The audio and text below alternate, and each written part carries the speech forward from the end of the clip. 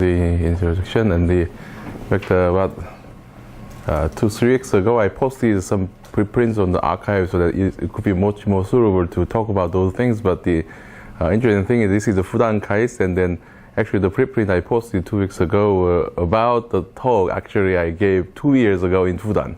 So that because the majority of audience will be actually from Fudan, so I thought it's very inappropriate to talk about the same thing again. So this is actually so a little bit more, a little bit in different direction, and because the audience is not necessarily algebraic geometry, so that I tried to make the talk actually as much as possible accessible to people who are having actually a more general background in algebra and geometry.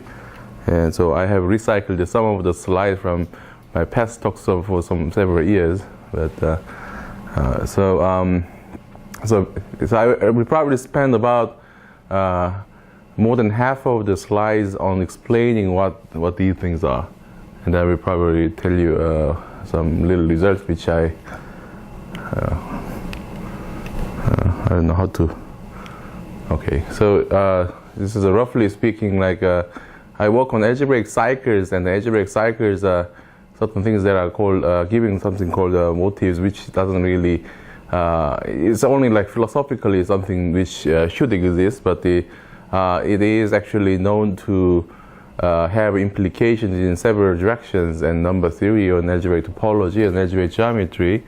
So but this is actually really like a study of the cycles, and the cycles are actually important objects to study. And especially actually recently I've been getting a lot of the ideas from the algebraic topology to study this. And of course algebraic topology and algebraic geometry having exchanging the ideas each other, so that the early development of homological algebra got ideas from the algebraic topology, and actually that was actually again used by algebraic topology, and they actually exchange ideas even nowadays. But this is going to be like a part of the story. So before I talk about something called eventually the algebraic cobordism, I have to explain to you why this is going to be something related to what you know about cohomology series. So for instance, the cohomology series in algebraic topology means usually the association to a space, a graded ring. And there are a bunch of examples that people learn from the first year graduate classes. Like there are several approaches using differential forms, or maybe sometimes people actually take a singular cohomology depending on what kind of courses people are actually taking. But usually they are, however, never told that they're actually the same objects. Because they're running out of time, so that they are not really told that eventually this approach and that approach are going to be actually same. Which is the classical theorem of check-drum theorem, and that's actually one of the important results in algebraic topology. So, of course, that kind of theory is going to be axiomatically determined by the Eilenberg-Stingler axioms, and it is actually well known that once you have determination of the H0 of a point with a coefficient, then you can actually decide the cohomology theory using only purely Eilenberg-Stingler axioms. So that in a certain sense, the singular cohomology actually is going to be playing the role of a universal cohomology theory, because it's going to be having the coefficient z, and z is universal in the category of rings. So actually it maps to any kind of coefficient rings. So but what we actually want to do is I mean, this is already answered, but the question is actually what the right notion of cohomology theory for algebraic varieties is. And the problem is that in the topology case, the singular cohomology can actually decide all of the reasonable cohomology theory, but is that the same thing true for the algebraic varieties? That was actually one of the questions people actually were asking, even Grothendieck kind of person that were actually asking about that. So that we try to get to that actually as close as possible, and eventually actually I mean, before this advent of what is called algebraic cobordism by Lewin and Morel, there was one answer which was actually given by the Chow groups. Chow groups initiated by the Wei Liang Chow when he was in Johns Hopkins. I think he defined the rational equivalent. But I think that notion was actually is predating Chou's time, but he was the person actually who wrote down these things, and that kind of thing actually defined a very nice cohomology theory. And Chou group is actually cohomology theory in this kind of sense. So here is going to be like a notion of cohomology theory that Grothendieck has written down in the paper, very old paper, written in French. And here he is actually imitating what the cohomology theory should be for the topology case. Basically, he worked with the smooth varieties over a field, and he actually take a contravariant functor to the category of graded rings, and with a bunch of axioms. But because this is he's working with the varieties, he wanted certain kind of compatibilities, and some of them is like these properties. Well, there are various stuffs, but I want to actually emphasize that this first chunk class map is a group homomorphism turned out to be actually a very strong condition. So later, actually, we will drop this condition. Well, we're actually not dropping, but we're actually sort of making this one weaker than it was. So in any case, Grothendieck was insisting that this is a group homomorphism. And of course, one of the classical results is that we can, using these axioms, we can formally define all of the chunk classes, higher chunk classes in the theory.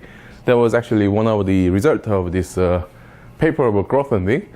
So he defined this notion, and what is going to be then a good cohomology theory? That's a good question. And what people found out was that this notion of cohomology theory does not have things like Eilenberg-Steenrod axiom. So there is not a single theory which can completely decide all the other cohomology theories. In topology case, singular cohomology decide. But in algebraic geometry case, we cannot do that. However, we can actually weaken the question. In topology, singular cohomology decide everything, but instead of asking that, can we actually find the universal object in the category of cohomology theories? So that's actually weaker than the Eilenberg-Steenrod. And if such a thing exists, we want to call this one a universal ordinary cohomology theory. And actually, that was actually philosophy of the motivic cohomology. We don't want to spend much time on this one, but basically that kind of things exist, which was, for instance, in this level 0 case, what we are very familiar with, like Chou groups, they form a universal ordinary cohomology theory, and their whatever ordinary cohomology theory, A star on smooth varieties you are given, there always exists a unique punctorial ring homomorphism for every x. So that's actually called the cycle class map.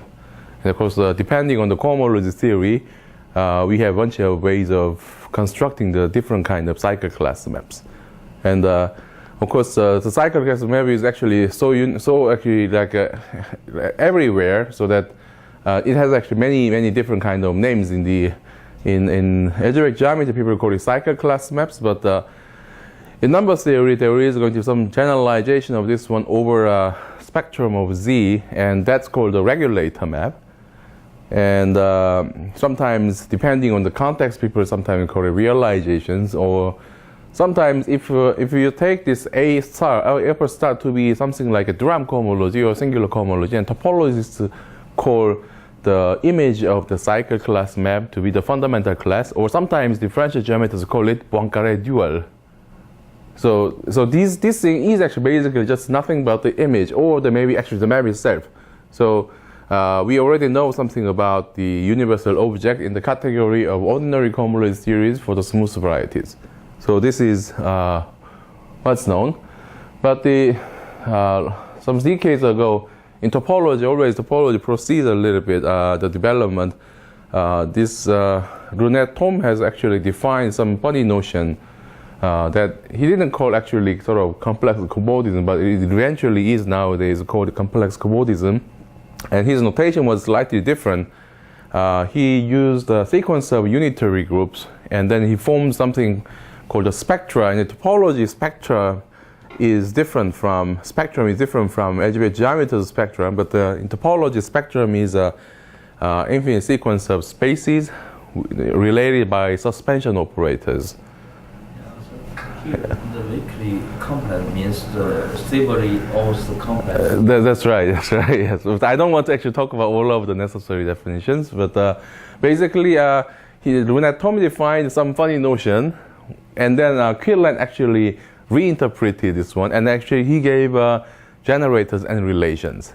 And the generators relations of Quillen is actually that he is going to be able to form a free abelian group on these kind of things, modulo some Bodism relation. Bodism relation is really like, of course, if I have a trousers like this, and this is my waist, and these ankles are going to be cobordant, then that's actually what we are going to be calling.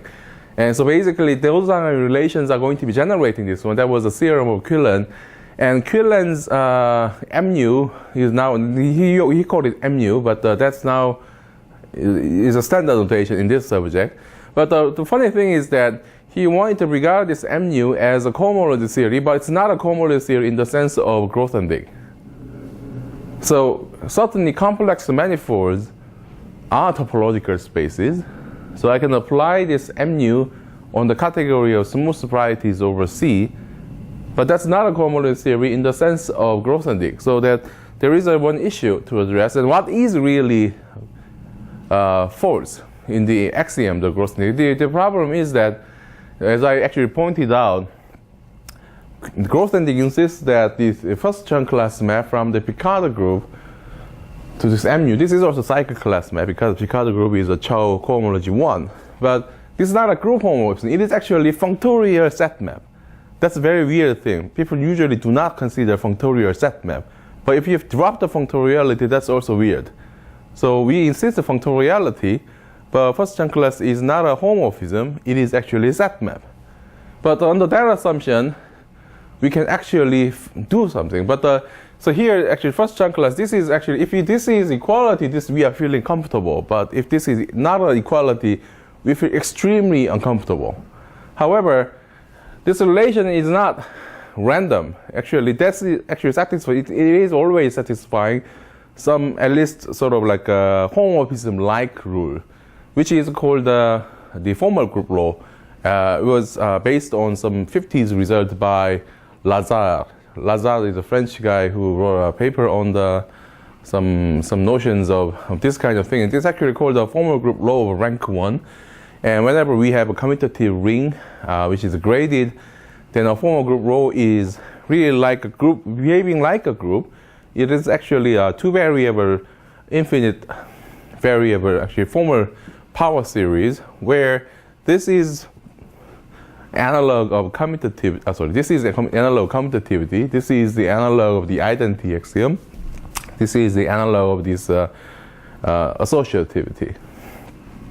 So that if you try to write down the first few terms of this formal power series, then it's going to be actually written as the first terms will be actually u plus v, and we have a higher order terms.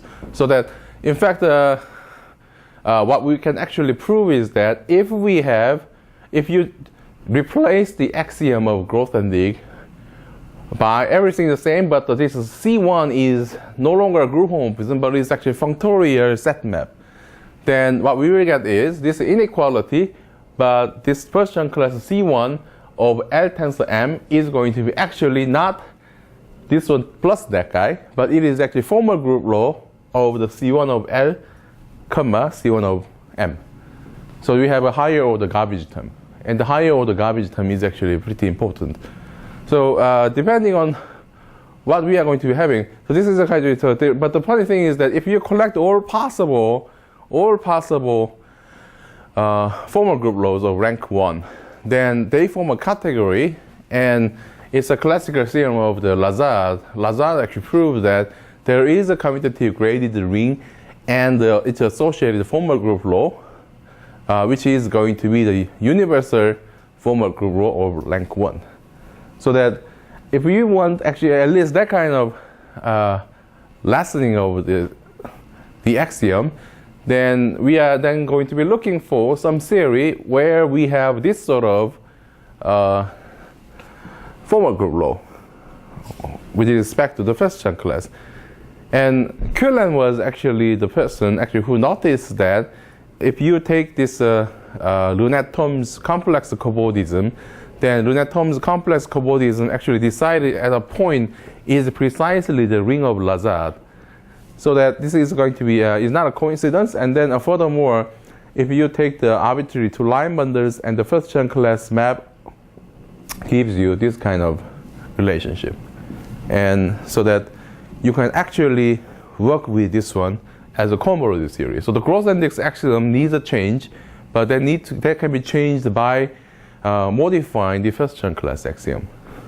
So the mu was, in fact, the Quillen actually went further, and he actually listed the properties of this mu and actually proved that this is going to be actually universal among such a series over there.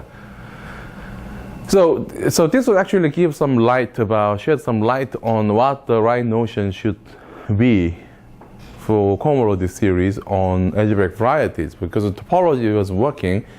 So people can actually ask, write down the axioms of Quillen, and can we find convoluted series on the category of smooth varieties over field K? And that was actually the motivation of the algebraic cobordism of Levine and Morel, and that took a very long time for them, and they wrote them down, and it became a book. And that's actually their notion. But this is going to be basically sort of like a rewriting of the definition of the properties of mu that was written by Quillen. So they defined what is called the oriented convoluted series. It is a contravariant functor from the category of smooth varieties to the category of rings, but everything is the same with all such a bunch of functorial properties, and it actually is no longer satisfying the additive first Chern class map. And of course, obviously, if you define the convoluted series to be something like this, then this complex cobordism was not a convoluted series on the smooth varieties in the sense of Grothendieck, but it is becoming so in the sense of Levine and Morel, which is actually in the sense of Quillen. And obviously, all of the ordinary convoluted series in the sense of Grothendieck are actually oriented convoluted series. In fact, there is some remark one can give about the notion called oriented. Why we call it oriented? The issue is at number 2. Orientation is necessary to integrate in differential geometry. But in fact, it is actually possible to work functorially to show that being able to integrate on the differential geometry is actually equivalent to having push forward for the proper morphisms. It's really like integration over fiber kind of things. But so this is actually why people actually call oriented convoluted. It is possible to just forget about number 2 and define much weaker notion of a convoluted series, unoriented ones, but that's actually too complicated. At this moment, it is very much in a chaos, so that we don't actually want to talk about this stuff. Okay, so Levine Morel defined this one, then that's really natural that he asked whether they can construct. And their major work is that they constructed something they denote by omega alpha star, and they call it algebraic cobordism, and they gave generators and relations. And then they proved that actually satisfies the axiom of oriented convoluted series. So, for instance, if you want to look at the generators, they call it a generator with cobordism cycle, just like algebraic cycle was a generator for the Chow group. This is sort of like a lifting of Chow group. So this is a Chow group, and we have generators over here are algebraic cycles, and the relations are rational equivalence. But they lift this one over here, and that's the cobordism cycle. And instead of having algebraic cycles are free William groups on the closure varieties, so instead of working with the closure varieties, they actually work with all of the proper morphisms where Y is smooth. So smooth varieties that are projective over the base space are the generators, so that you can actually easily find the map from here to here, because if I have this kind of thing, you just ignore. So there are extra line bundles over here, but they are kind of like you cut down these things by sections. So there are certain axioms that relate fyx with attached line bundles, and these guys actually generate. And you have, for instance, if you forget about this, then you can simply take the image of y in x, which will actually give a map. So there is a map, and that's going to be a morphism of oriented cohomology series. What is actually very nice is that I told you that this mu is going to be an oriented cohomology on the smooth varieties over C, and all the time you have something called Grothendieck group, and beta is a formal variable, and K0 of beta inverse is forming some sort of oriented cohomology theory, where the multiplicative law is going to be the first additive term plus beta times x times y. So this is going to be the first non-trivial example beyond the ordinary cohomology theory. But what is nice is that the algebraic cobordism is going to be universal, so that it maps to every possible oriented cohomologies on the smooth varieties. So we can actually try to study many different kinds of things. So see, this is going to be a sort of parallel arrangement of certain terminologies. Over here, this is going to be the terminologies that appear in the theory of algebraic cycles. And because we are trying to lift all of these notions to the world of cobordism cycles, so you can actually lift various notions. So here, the ordinary cohomology theory was lifted as oriented cohomology, and motivic cohomology was a child group for the level 0 case, and that was actually lifted up to the algebraic cobordism, and algebraic cycle is lifted up to cobordism cycles. Algebraic cycles are defined by closed subvarieties, so instead of working with those things, we can actually work with the projective morphisms. And in fact, we can actually show that the map from the algebraic cobordism to child group is surjective if the characteristic is 0 by using resolutional singularities. So whenever you have a subvariety, you can desingularize the subvariety, and that's going to be forming a projective map from the smooth varieties to the variety X. So that's coming from one of the cobordism cycles. So abelian group, there are abelian groups, but you can actually lift it up for the L modules. So many properties can be actually lifted up. So some of the one stream of results that actually is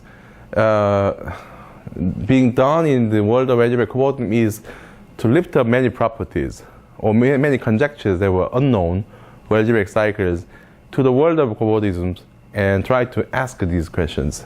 So this is actually one of the steps. And let me write down some of the slightly more general result that was done by Levin and Morel. So Levin Morel computed the point, algebraic cobordism point. That's obviously the Lazard ring because that's a universal guy, and all of the oriented cohomology actually becomes a Lazard module. And as I suggest, algebraic cobordism can actually have a power to generate all of the child groups and even the K groups twisted. But it doesn't really say that all the oriented cohomologies can be obtained by algebraic cobordism. That's actually a different story. It's actually universal. These guys happen to be expressible in terms of algebraic cobordism, but not that algebraic cobordism can be actually having a power to generate all other things. This notion of Levin-Morel cobordism is universal, and theoretically it is very nice. But the one difficulty is that the generators are very cumbersome and complicated. So that when Pandari Pandey was working on some problem inspired by physics, I think there is a group of people from differential geometry in general. They're actually trying to generalize this omega, small omega, but they actually define something called a double point cobordism, and which I'm not going to be defining, but it's a completely different definition with a simpler set of generators. But they actually prove that there is going to be an isomorphism of these two different objects. So the cobordism actually has a history, and there are now at least two constructions one can give. Okay, so now I'm going to be talking about the main part, which I wanted to say a few words about. That's about standard conjecture, but to explain what this thing is and what the result is, I have to give you some indication about this. So For algebraic cycles, those who are working with algebraic cycles are very familiar with a notion called adequate equivalence. For instance, I think those who are working with the surfaces as well, they're actually very familiar. If you have two divisors on an algebraic surface, then you cannot intersect all the time. You have to move one divisor to a good location, then you can intersect to get an intersection number. But how do you move? There are a bunch of ways to move, but to be able to move itself means you are applying some technique, and also your intersection number is invariant under that moving. That's actually necessary. So the adequate equivalence is an equivalence relation of algebraic cycles where this kind of moving is not disturbing your result. For instance, the numerical equivalence is an adequate equivalence. You can move it in a linear equivalence, and linear equivalence is a rational equivalence, and that's not changing the intersection number. So that kind of moving does not disturb. That's actually what we call adequate equivalence. So it's essentially related to what people in the cyclist theory call the moving lemma, which is actually one of the most important things in the subject. So that whenever you are given alpha and beta, if they do not intersect properly, then you can move one of these guys to a nice position so that the moved one is equivalent to the previous one, and then you can actually intersect this alpha prime with the beta nicely with some other obvious properties, but they are not really as important as that. So it's a rational equivalence and algebraic equivalence, and there is a notion devised by Voevodsky, which is after tensoring with the Q, you can define something called the smashing nilpotence and homological equivalence. Homological equivalence is you are looking at the kernel of the cycle class maps for a fixed cohomology theory, and then the most familiar one, the numerical equivalence, and these guys are all commonly used examples of adequate equivalences, and there is going to be hierarchy. I mean, here this inequality means this is finer than this one. So, for instance, this rational equivalence does give a Chow group, which was actually introduced a few minutes ago. So, what we can actually ask is whether we can actually do those kind of things on algebraic cobordism, so that they might actually give some lights on this. And that's actually an interesting question, because there is actually one fundamental difference between algebraic cobordism and the Chow group. So it is certain that algebraic cobordism is a lifted-up object of Chow group, but if it doesn't produce anything interesting, it's a garbage. So for instance, if you tensor this algebraic cobordism with a Q, then that's very bad, because what I can prove is that if you tensor algebraic cobordism with a Q, then there is going to be some sort of decomposition of this one, infinite direct sum of this one with a direct sum with the Chow groups with the Q. Infinite copy of Chow group tensor with the Q is somehow non-canonically isomorphic to algebraic cobordism with a Q tensor. So in other words, if you kill by tensoring with the Q all of the torsions of algebraic cobordism, then you get a garbage. So basically everything that you can obtain, I mean not everything, but maybe essentially almost all you can obtain from algebraic cobordism tensored with Q can be obtained by looking at Chow group tensored with Q. So that means that actually torsion is very important in algebraic cobordism. If you kill torsions, that's bad. So we try to keep actually this thing as much as possible, because the tensor with Q is now a bad thing to do. So this kind of thing could be very problematic. But in any case, let's try to go as far as we can. Algebraic cobordism, one can actually give a meaning. So algebraic cobordism cycles can be actually given something we want to call the rational equivalence, and that turns out to be actually doing nothing, because that's already embedded in the axioms, in relations of algebraic cobordism. So in a sense, as a Chow group corresponds to rational equivalence on algebraic cycles, the algebraic cobordism corresponds to cobordism cycles modulo rational equivalence.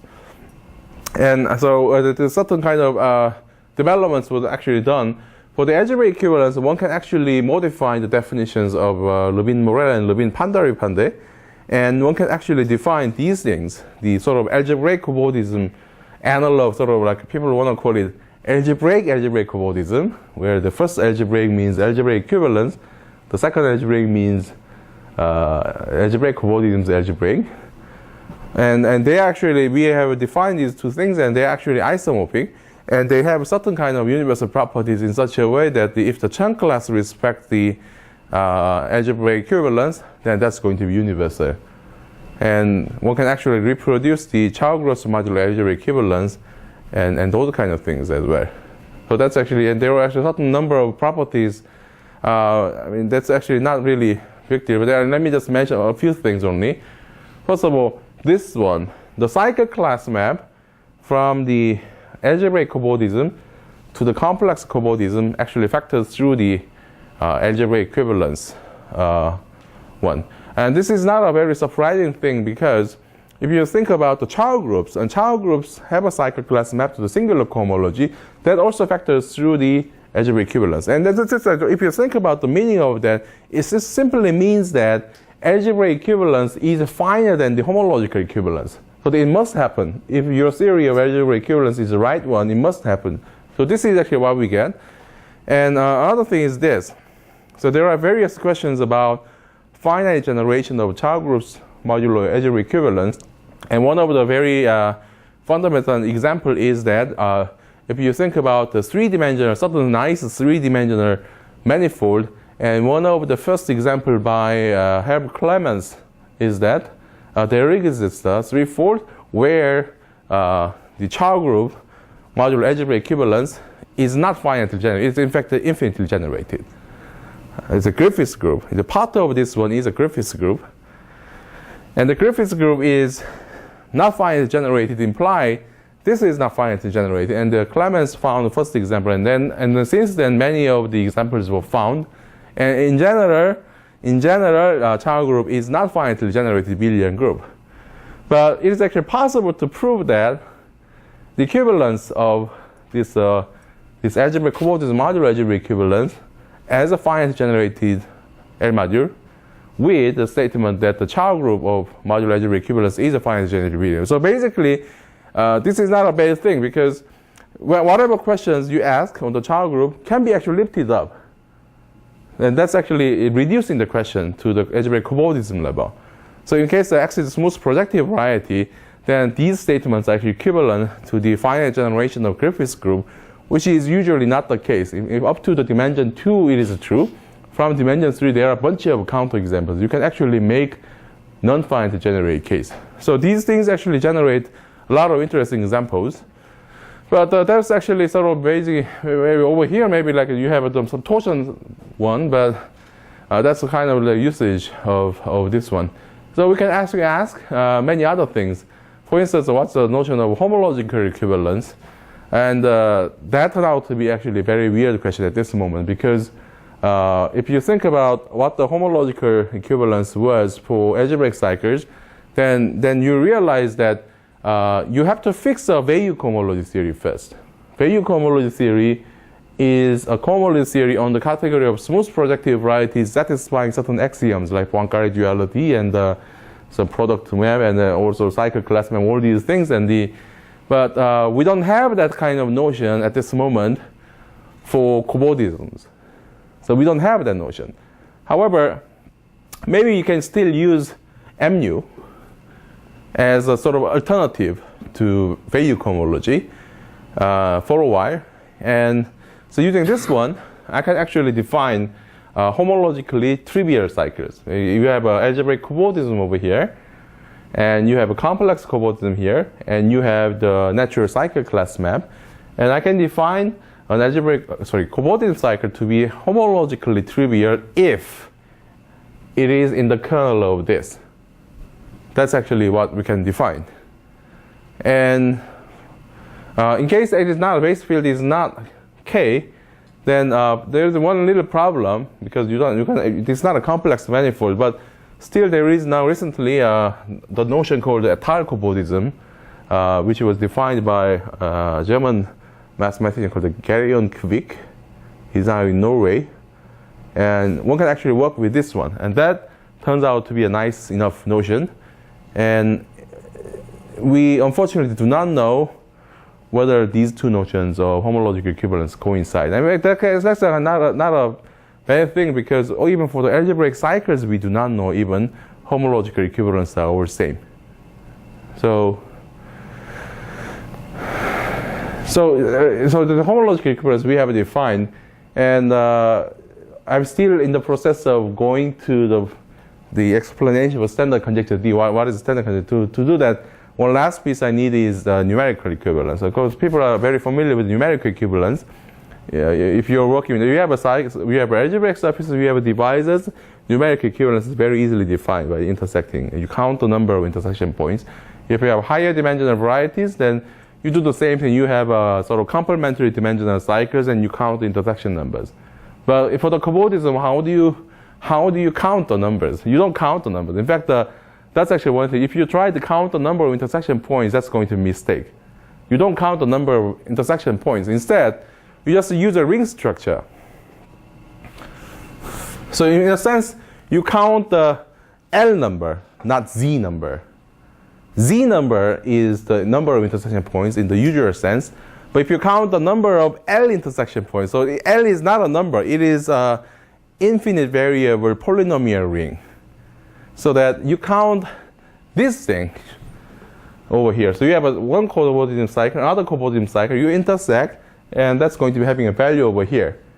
So that using that ring structure, I can define, the ring structure is given in this way. You have a natural concatenation map and a pullback by the diagonal and the push forward to the point. But then I can define the numerically trivial cycles to be something which has actually a trivial product with all other cobordism cycles.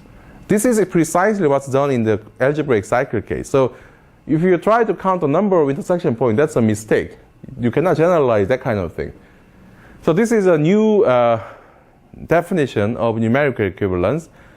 And very nice thing is that, which I'm not going to be actually giving any kind of indication of proof, this numerical equivalence actually does give you a very nice theory. But for the purpose of categorical framework, I need to extend this one to much more general things. So these guys have a ring structure, but that's not the case for the general case.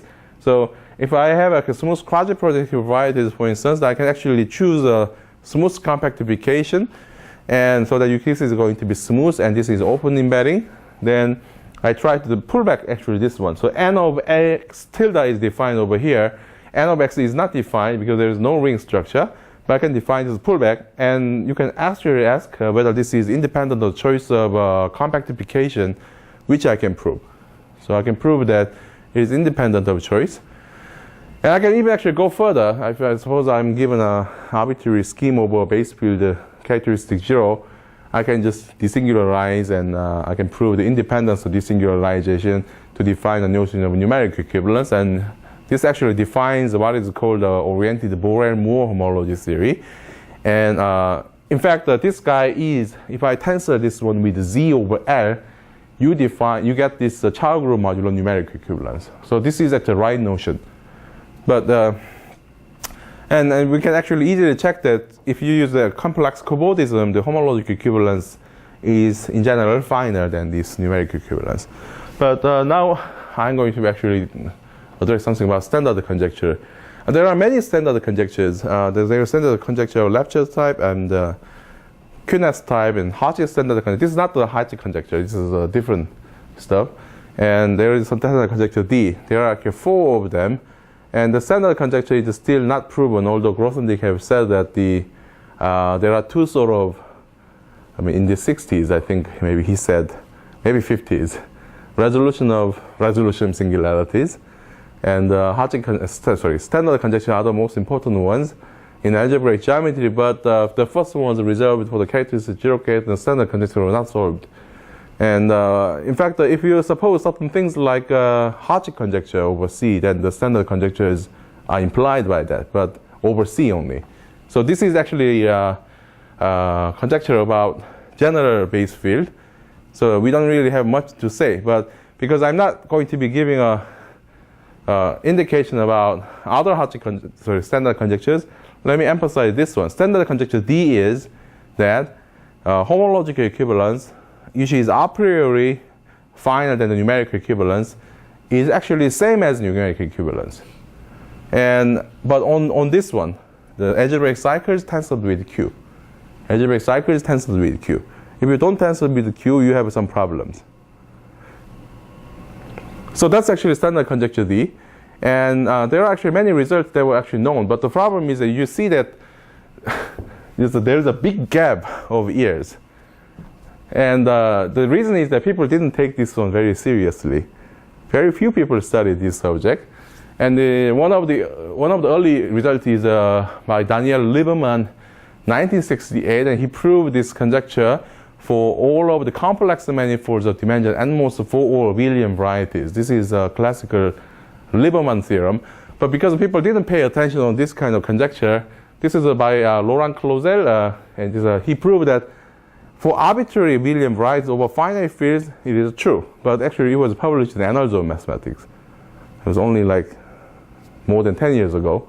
So still people are not really studying very much. That's actually a strange thing to me. But in any case, these are the known results for algebraic cycles tensor with torsions killed. So I can actually formulate some analog of algebraic cobordism of standard conjecture D. But as I said, algebraic cobordism omega, if you take a tensor with Q, then it is just decomposing into the infinite direct sum of child groups tensor with Q. So the problem becomes stupid. If you want to get some new information, you have to resist your temptation to take a tensor with Q. If you do that, you can actually at least formulate, because the question is really about equivalence of homological equivalence with the numerical equivalence. So it's very, very easy to actually formulate. The problem is there are now too many cycle class maps. So this is a classical cycle class map from the child group to the singular cohomology. And this is the cycle class map from algebraic cobordism to complex cobordism. And at the late 90s, both Totaro has defined a new cycle class map, some generalization of a cycle class map over here from the child group to this kind of strange thing, the complex cobordism tensored with Z over L. When this happened, the people didn't understand why he did that, and actually he found a very weird counterexample to the old standard, the Hodge conjecture. Basically, this actually controls some sort of torsion phenomenon over here. So you have now three different kinds of things. So maybe we can formulate some sort of various versions of standard conjectures. For instance, if I take the kernel of this, then I can define numerically trivial ones, homologically trivial ones over here that I denote by HMU. And this cycle class map originates from this guy, so I can take the kernel of this CLT, the Totaro cycle class map, then this is having HT, which is going to be homologically trivial ones in terms of Totaro cycle class map. This is the usual homologically trivial ones. So now also over here you have a numerically trivial ones, and over here you have a numerically trivial ones. So I can actually formulate three different versions of standard conjecture D.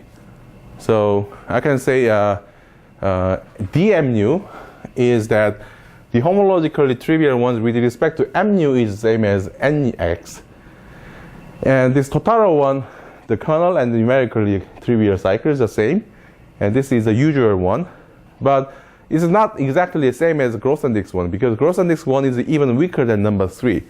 You take a tensor with Q. So you can actually see this statement, and you can actually naturally ask, are they true? And what are the relations among these statements? Obviously, this one, tensor with Q, implies this. So Grothendieck's standard conjecture D is actually equivalent to number 3 tensor with Q. So the theorem is that, in fact, there were actually maybe the first is that over on this level, there is one standard conjecture dmu. On this level, there is a standard conjecture dt, and they are equivalent. And dt actually implies dh. So the dmu and dt are equivalent, and dt implies dh. But under what circumstances these three can be actually same? What we can see is that if this gamma map, so this is a map from, there is a natural map from the mu tensor with z over L to the singular cohomology. This is going to be not an isomorphism in general. But if it happens that this is isomorphism, then this is equivalent to this. But the funny thing is that this becomes isomorphic to this only when this H star, no, not only when, if it's a singular cohomology is torsion free. So having no torsion in the singular cohomology is actually a huge implication. So that in that case, the verification of this standard conjecture D is going to be just independent of whatever versions of standard conjecture you are going to be taking. So of course, dt tensor with Q is the same as dh tensor with Q, which you can actually check. So that in that case, because dm nu and dt are equivalent already, so that all of the three versions of the standard conjectures will be equivalent to the Grothendieck's one. So that there are 4 different versions then. So this is going to be actually one reason. So once you have a relationship between these, then you can actually ask whether these things are true. So that actually the result we can actually prove is that the general version of this kind of standard conjecture, dm nu doesn't hold. So if you ignore all of the torsions, then the formulation of the standard conjecture D for using complex cobordism on algebraic cobordism is going to be false. So the example you can find is this kind. There is going to be some complex variety of dimension 15 where you have a cobordism cycle which is going to be lift up of some Chow group, Chow cycle, for which actually this homological equivalence is not the same thing as numerical equivalence. And how do you prove it is, as I have sketched the argument over here, because we know that dm nu and dt are equivalent, I can reduce the level to the dt actually. But over dt, Totaro has actually very funny construction using some classifying space. Very high dimension variety he constructed, and he found a very funny cycle of dimension 12, which is very hard to construct. And there, his cycle actually have a funny property that the cycle class map is non-trivial. So it is not lying in the kernel, whereas if you look at its image in over here in the the singular cohomology, that's going to be vanishing. So obviously, this ht and hx cannot coincide, whereas if the Hartree conjecture, standard conjecture D, mu holds, then this equality must be true. So this is going to be actually giving a counter example. So the homological equivalence cannot be actually the same as the numerical equivalence for the algebraic cobordism without tensor in Q. So that actually means that standard conjecture D was actually very strangely formulated in such a way that it could be true. So this actually implies several things. For instance, this is the last thing. I can actually formulate some sort of like a integral version of Voivodsky smash nilpotence. So I can define the algebraic cycle is algebraic cycle is smash nilpotent if its direct product on this direct product of X is trivial in the Chow group. And you can define it for the cobordism cycles of the with Q coefficients and all sorts of things you can do. And one of the basic theorem proven by Voivodsky and Voisin separately is when X is smooth projective, then Q tensored algebraically trivial algebraic cycle is actually always Q smash nilpotent. So for the cobordism version, I can actually prove this one as well. But the question is as whether you need to take a tensor Q. And in fact, if you don't take a tensor, you got a problem. If you take a tensor, then Voivodsky actually conjectures that numerical equivalence is actually Q smash nilpotence. So in fact, this is strange because here this Q smash nilpotence, this is a finer than homological, and this is finer than a numerical. So Voivodsky is asking whether this is actually the same, so that this standard conjecture D can be actually deduced as a corollary.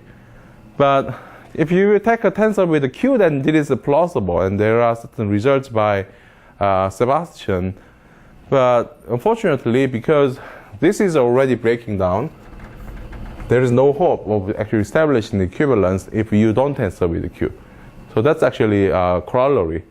So that if you formulate this kind of integral cobordism version of the Voevodsky conjecture, that's going to be also trivially false because of the failure of equivalence, the homological equivalence, and the numerical equivalence.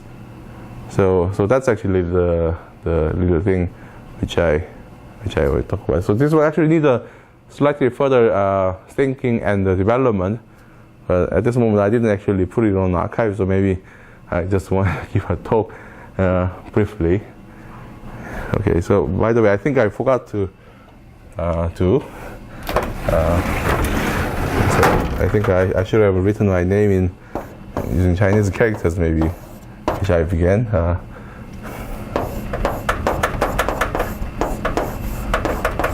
This is one character. This is the name of some country in China long ago, but I don't know which country it was. So this is, I think the pronunciation is probably very different, but okay, thank you very much.